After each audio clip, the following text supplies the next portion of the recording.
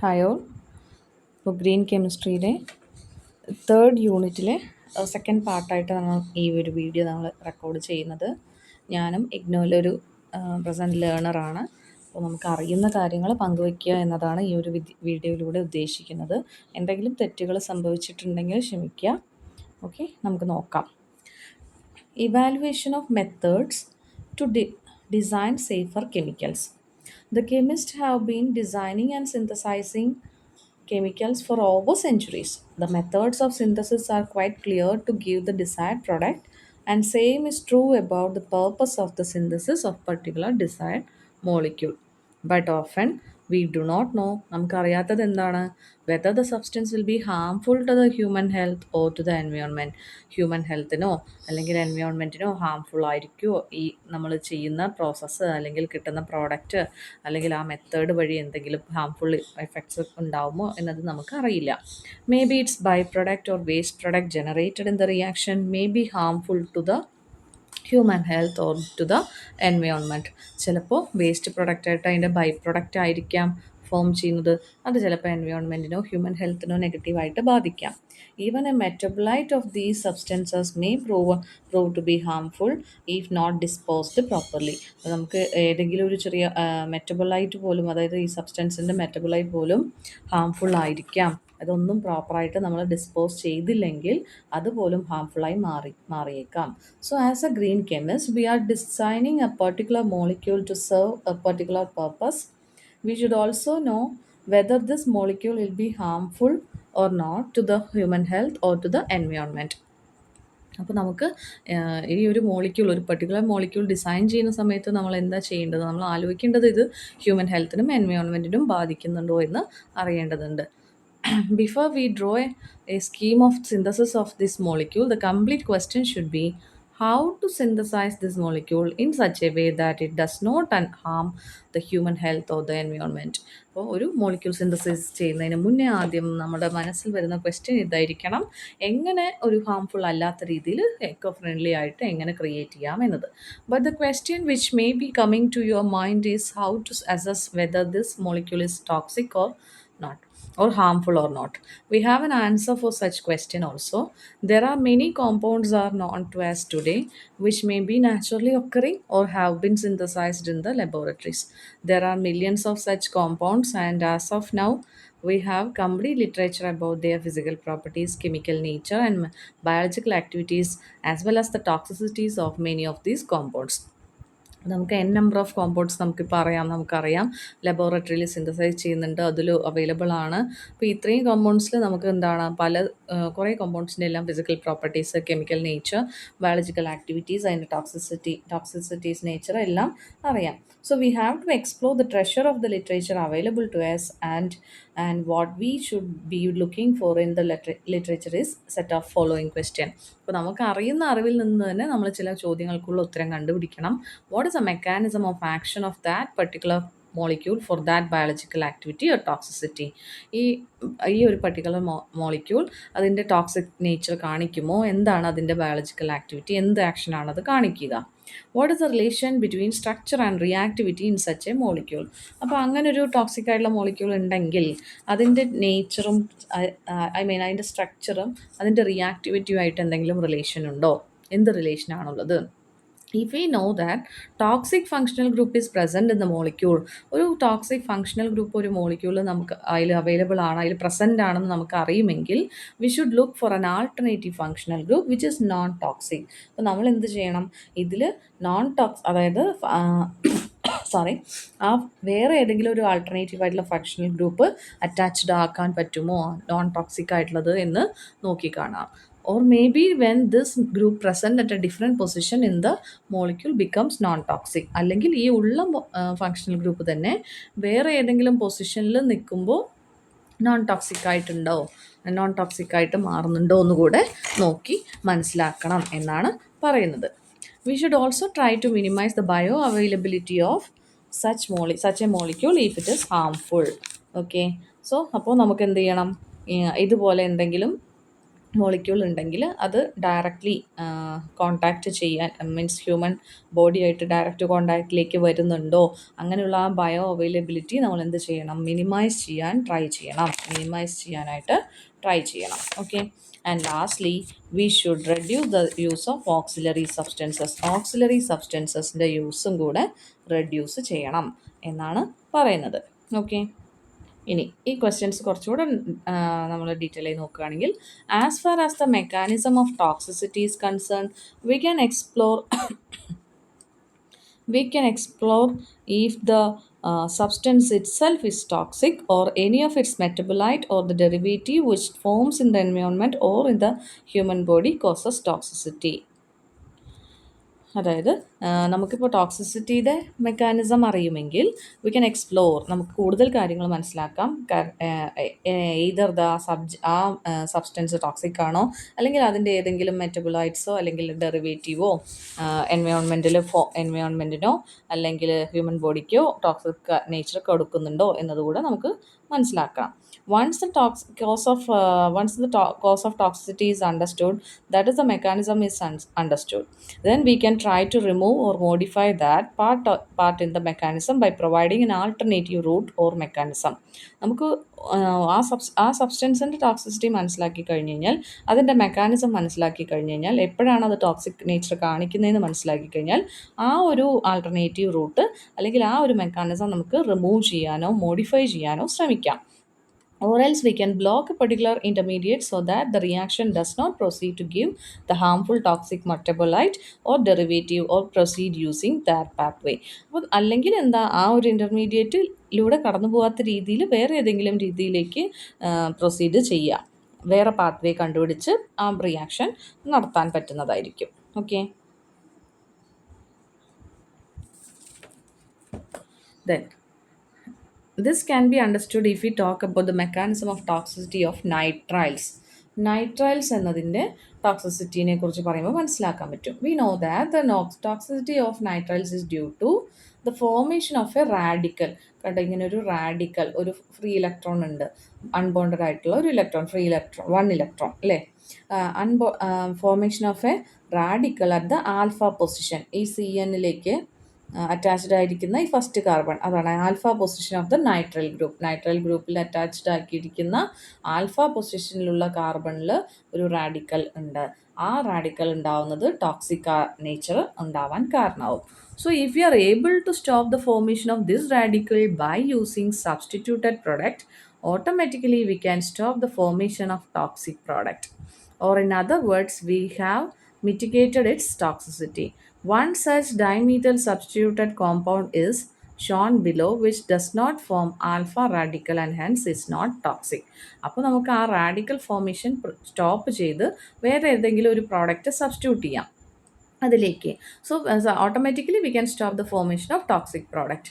അല്ലെങ്കിൽ എന്താണ്, we have mitigated it's toxicity എന്ത് ചെയ്തു, കുറച്ചു, ഇല്ലാതാവാൻ കാരണമാക്കി. സോ അതിനുള്ള എക്സാമ്പിളാണ് ഡൈമീഥൈൽ സബ്സ്റ്റിറ്റ്യൂട്ടഡ് കോമ്പൗണ്ട്. അതായത് ഡൈമീഥൈൽ ഗ്രൂപ്പ് ഇതിൽ സബ്സ്റ്റിറ്റ്യൂട്ട് ചെയ്തു. അപ്പോൾ ആൽഫ റാഡിക്കൽ ഫോം ചെയ്യില്ല, അതുകൊണ്ട് ഇത് നോൺ ടോക്സിക് ആണ്.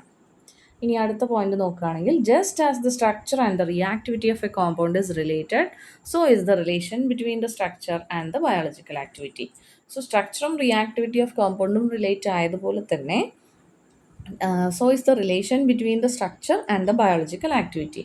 Many a times we find in literature that a particular structural feature of a molecule is responsible for its toxic nature. ഒരു മോളിക്യൂളിൻ്റെ ഒരു പർട്ടിക്കുലർ സ്ട്രക്ചറൽ ഫീച്ചറാണ് ആ മോളിക്യൂളിൻ്റെ ടോക്സിക് നേച്ചറിന് കാരണമാവുന്നത്. അപ്പോൾ if we can change or modify that feature, then it becomes non toxic. അങ്ങനെയാകുമ്പോൾ ആ ഒരു structural ഫീച്ചറിനെ നമുക്ക് modify ചെയ്യാൻ പറ്റിക്കഴിഞ്ഞാൽ അത് നോൺ ടോക്സിക് ആയിട്ട് മാറും. In pharmaceutical industry, many new synthetic compounds and the natural ones also are being tested for their biological activities. പല ഫാർമസ്യൂട്ടിക്കൽ ഇൻഡസ്ട്രിയിലും പുതിയ സിന്തറ്റിക് കോമ്പൗണ്ട്സും അല്ലെങ്കിൽ നാച്ചുറൽ ആയിട്ടുള്ള കോമ്പൗണ്ട്സും തന്നെ അതിന് ബയോളജിക്കൽ ആക്ടിവിറ്റി എങ്ങനെ ആയിട്ട് ടെസ്റ്റ് ചെയ്യാറുണ്ട്. ബയോളജിക്കൽ ആക്ടിവിറ്റി എന്തായിരിക്കും, അതുമായിട്ട് എന്ത് റിയാക്ഷനായിട്ടൊക്കെ നടക്കുക, അങ്ങനെ So many researchers are studying a series of compounds which are closely related to each other structurally, so they can easily find out in a particular series which functional group for substitution at which position of the molecule is causing the toxicity. അങ്ങനെ ഒരുപാട് കെമിക്കൽസിനെ കുറിച്ച് മനസ്സിലാക്കുമ്പോൾ, ഒരുപാട് കമ്പൗണ്ട്സിനെ കുറിച്ച് മനസ്സിലാക്കുമ്പോൾ നമുക്ക് automatically എന്ത് മനസ്സിലാക്കാൻ പറ്റും, ഏത് ഫങ്ഷണൽ ഗ്രൂപ്പാണ് ടോക്സിസിറ്റി പ്രൊഡ്യൂസ് ചെയ്യുന്നത്, അല്ലെങ്കിൽ ഏത് പൊസിഷൻ മോളിക്യൂളിൻ്റെ ഏത് പൊസിഷനിലാണ് ടോക്സിസിറ്റി വരുന്നത്, അങ്ങനെയുള്ള കാര്യങ്ങൾ നമുക്ക് മനസ്സിലാക്കാനായിട്ട് പറ്റും. Then if toxic groups are identified, നമുക്ക് അതിൽ ടോക്സിക് ഗ്രൂപ്പും ഐഡൻറ്റിഫൈ ചെയ്തു എന്ന് വിചാരിക്കുക. Then they should be suitably replaced so that the resultant molecule is not toxic. അപ്പോൾ നമ്മൾ എന്ത് ചെയ്യണം, അതിൽ ആ ഗ്രൂപ്പിനെ നമ്മൾ റീപ്ലേസ് ചെയ്ത് ഒരു റിസൾട്ടൻ മോളിക്യൂൾ കിട്ടും. റീപ്ലേസ് ചെയ്ത് കഴിഞ്ഞാൽ നമുക്കൊരു റിസൾട്ടൻ മോളിക്യൂൾ കിട്ടും, അത് നോൺ ടോക്സിക് ആയിരിക്കും.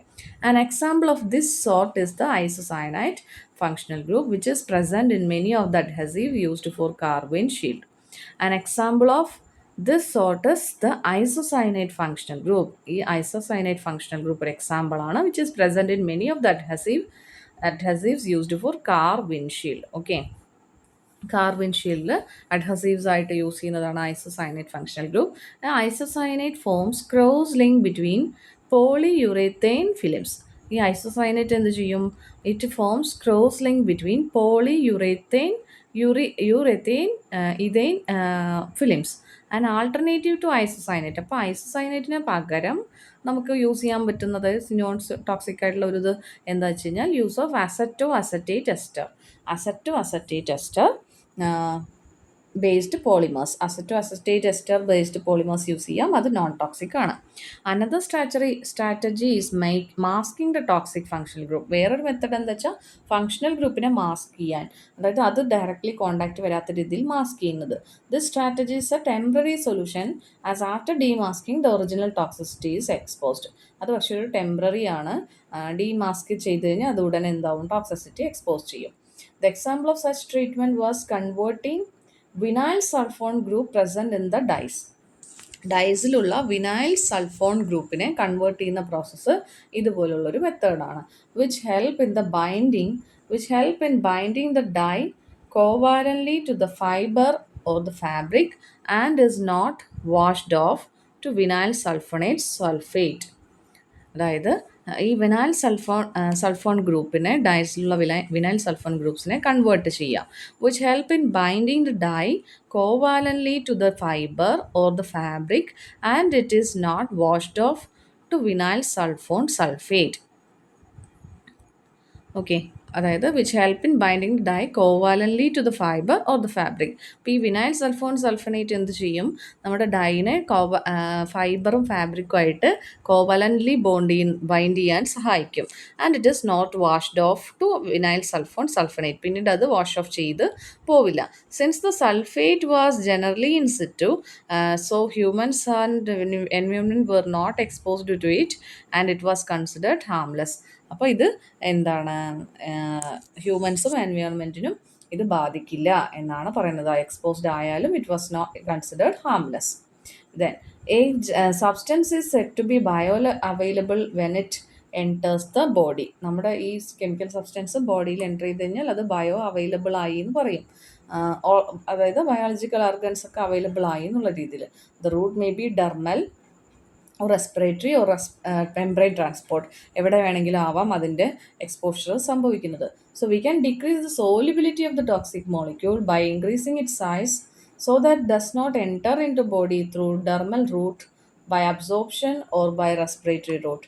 അപ്പോൾ നമുക്ക് ഈ ടോക്സിക് മോളിക്യൂളിൻ്റെ സോലിബിലിറ്റി ഡിക്രീസ് ചെയ്തിട്ട് അതിൻ്റെ സൈസും കൂടി ഇൻക്രീസ് ചെയ്ത് കഴിഞ്ഞാൽ അത് ഡെർമൽ റൂട്ടിലൂടെ അബ്സോർപ്ഷൻ വഴിയോ അല്ലെങ്കിൽ റെസ്പിറേറ്ററി റൂട്ടിലൂടെയോ ഒന്നും ബോഡിയുടെ അകത്തേക്ക് കടക്കാതെ സൂക്ഷിക്കാനായിട്ട് പറ്റും. ഇനി many a times it happens that substance itself may be non toxic but the solvents and other substances to make it functional may be toxic in nature. Okay, it happens that substance itself may be non-toxic,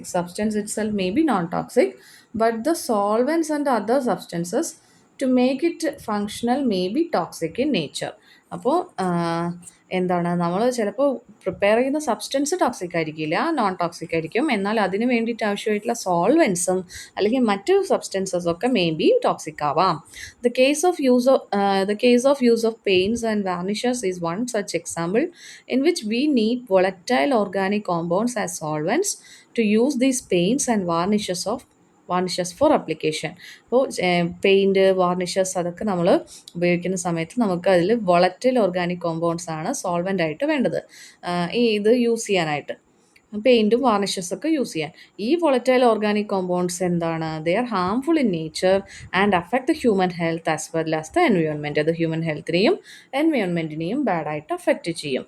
so alternatives are being explored which do not use VOCs in paints and varnishes. അപ്പോൾ പിന്നീട് എന്തായി, alternates വന്നപ്പോൾ പിന്നീട് VOCs പെയിൻറ്റിലും വാർണിഷസിലൊന്നും use ചെയ്യാതിരുന്നു. Whenever we have to evaluate a chemical product or process, we always analyze different steps involved. Whatever chemicals we used in the reaction as reagent, catalyst, or solvent, and even the product formed, all of them should be non toxic to the humans and should not pollute the environment on long term basis. The analysis of the effects of these chemicals should be thoughtfully done, and the best option should be selected that at any of the stages the human health is not compromised and the environment should remain sustainable for the generation to come. നമ്മളൊരു chemical product ഉണ്ടാക്കുമ്പോൾ പല പല സ്റ്റെപ്സും അതിൽ involve ചെയ്യുന്ന എല്ലാ സ്റ്റെപ്സും നമ്മൾ analyse ചെയ്യണം. എന്തൊക്കെ കെമിക്കൽസ്, ഏതൊക്കെ റിയേജൻറ്റ്, ഏതൊക്കെ കാറ്റലിസ്റ്റ്, എന്താണ് സോൾവെൻറ്റ്, എന്ത് പ്രോഡക്റ്റ് ആണ്, ഇതെല്ലാം നോൺ ടോക്സിക് ആണോ, ഹ്യൂമൻ ഹെൽത്തിന് ഫ്രണ്ട്ലി ആണോ, എൻവയോൺമെൻറ്റ് ഫ്രണ്ട്ലി ആണോ, പൊല്യൂട്ട് ചെയ്യാത്തതാണോ എന്നൊക്കെ നമ്മൾ നോക്കണം. പിന്നെന്താ, ഈ സ്റ്റേജസ് ഒക്കെ ഹ്യൂമൻ ഹെൽത്തിനെ ബാധിക്കാത്തതാണോ, ഹ്യൂമൻ ഹെൽത്ത് പിന്നെ എൻവയോൺമെൻറ്റിൻ്റെ പ്രോപ്പറായിട്ടിരിക്കണം, അതിനെ ഒന്നും ഹാംഫുൾ ആവാത്ത രീതിയിലായിരിക്കണം നമ്മൾ prepare ചെയ്യേണ്ടത്. As a green chemist, in addition to the yield, the desired stereochemistry of the product obtained in a reaction, one should also bother about the byproducts. Okay, ഇതിൻ്റെ byproducts, പ്രോഡക്റ്റിനെ കുറിച്ചും byproductനെ കുറിച്ചൊക്കെ മനസ്സിലാക്കേണ്ടതുണ്ട്. And the waste generated in a reaction.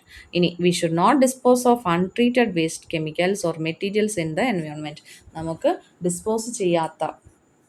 Dispose അതായത് പ്രോപ്പറായിട്ട് dispose ചെയ്യാൻ പറ്റാത്ത രീതിയിലുള്ള waste or materials directly നമ്മൾ എന്ത് ചെയ്യരുത്, അൺട്രീറ്റഡ് ആയിട്ട് എക്സ്പെൽ ചെയ്ത് വിടരുത്. അത് പ്രോപ്പർലി ട്രീറ്റ് ചെയ്തിട്ട് വേണം ഡിസ്പോസ് ചെയ്യാൻ. while evaluating any of the reaction types, നമുക്ക് ക്വസ്റ്റ്യൻസ് ഏതൊക്കെയാണ് അഡ്രസ്സ് ചെയ്യേണ്ടത്, അതിൻ്റെ ആറ്റം എക്കണോമി എത്രയാണ്, അതിൽ ഏതെങ്കിലും ഓക്സിലറി റിയേജൻസ് വേണോ, need for the auxiliary reagent, waste generator, then energy equipment. Then from the conversion of the reactants to products, whatever we are using as a reagent or a second reactant, the solvents, the catalyst and the mode of energy supply all have to be considered for evaluation. Okay, ഇപ്പോൾ നമ്മൾ അതിൽ catalyst ഉപയോഗിക്കുന്നതും solvent ഉപയോഗിക്കുന്നതും ഏതെങ്കിലും reagent ഉപയോഗിക്കുന്നതും അതെല്ലാം നമ്മൾ evaluate ചെയ്യണം. And after the completion of the reaction, the waste or the by product generated are also to be taken into account till their safe disposal. ഇനി we should opt for those reactions which use non-toxic and non-harmful materials. Also, if possible, the use of catalysts should be encouraged as these minimize the requirement of energy, materials as well as time. പിന്നെ നമുക്ക് വേണമെങ്കിലല്ല, നിർബന്ധമായിട്ടും catalyst use ചെയ്യുക. Catalyst use ചെയ്യുമ്പോൾ നമുക്ക് energy requirement കുറവായിരിക്കും. അതിലുപയോഗിക്കുന്ന മെറ്റീരിയൽസും അതിൻ്റെ ടൈമും അതെല്ലാം നമുക്ക് കുറച്ച് സമയത്തിനുള്ളിൽ കംപ്ലീറ്റ് ചെയ്യാനായിട്ട് പറ്റും, റിയാക്ഷൻ നടക്കും. We should also prefer to opt for the reaction sequence which involves lesser number of steps, because purification of the product obtained at each stage also require chemicals as well as energy which generate waste and ultimately affect the environment and human health. Complete literature of thousands of compounds regarding their physical properties, chemical nature, biological activities, and the toxicity is available. So the literature should be explored before choosing and using the correct scheme of design of synthesis for a desired product. അപ്പോൾ നമുക്ക് പല മെറ്റീരിയൽസിനെ കുറിച്ചും പല കെമിക്കൽസിനെ കുറിച്ചും നമുക്കറിയാം. അപ്പോൾ അതിനെക്കുറിച്ചൊക്കെ പഠിച്ച ശേഷം നമ്മൾ ഏത് മെത്തേഡ്, ഏത് കറക്റ്റായിട്ടുള്ള റൈറ്റ് ഡിസിഷൻ, കറക്റ്റ് പാത്ത് ഏത് പാത്തിലൂടെ കടത്തി വിടണം, അതൊക്കെ നമുക്ക് ഏതൊക്കെ കണ്ടക്ട് ചെയ്യണം, ഇന്ന സ്റ്റെപ്പ് കഴിഞ്ഞാൽ അടുത്ത സ്റ്റെപ്പ് ഏതാണ്, എല്ലാം നമ്മൾ പ്രോപ്പറായി ഡിസൈൻ ചെയ്യണം. അവിടെ ആ ടോക്സിസിറ്റി പ്രിവെൻറ്റ് ചെയ്യാനും എൻവയോൺമെൻറ്റൽ ഫ്രണ്ട്ലി ആയിരിക്കണം. അത് ബയോളജിക്കൽ അവൈലബിലിറ്റിയോ അങ്ങനെയൊന്നുമില്ലാതെ ഹ്യൂമൻ ഹെൽത്തിനെ ബാധിക്കാത്ത രീതിയിൽ വേണം ഏതൊരു സിന്തസിസും ചെയ്യേണ്ടത്. ഇതാണ് പറയുന്നത്. ഇതിൽ ടെർമിനൽ ക്വസ്റ്റ്യൻസ് ഉണ്ട്, സെൽഫ് അസസ്മെൻറ്റ് ക്വസ്റ്റ്യൻസ് ഉണ്ടാവും, അതിനുള്ള ആൻസേഴ്സൊക്കെ തന്നിട്ടുണ്ട്. അതെല്ലാം ഒന്ന് ചെക്ക് ചെയ്ത് നോക്കാം. നമുക്ക് അടുത്തൊരു വീഡിയോയിൽ നമുക്ക് 4th യൂണിറ്റ് കവർ ചെയ്യാം. Thank you.